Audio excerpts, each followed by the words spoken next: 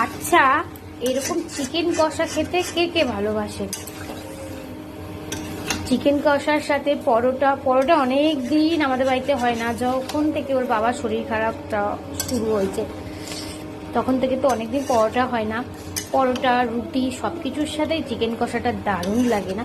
আমার মতো আর কার কার ভালো লাগে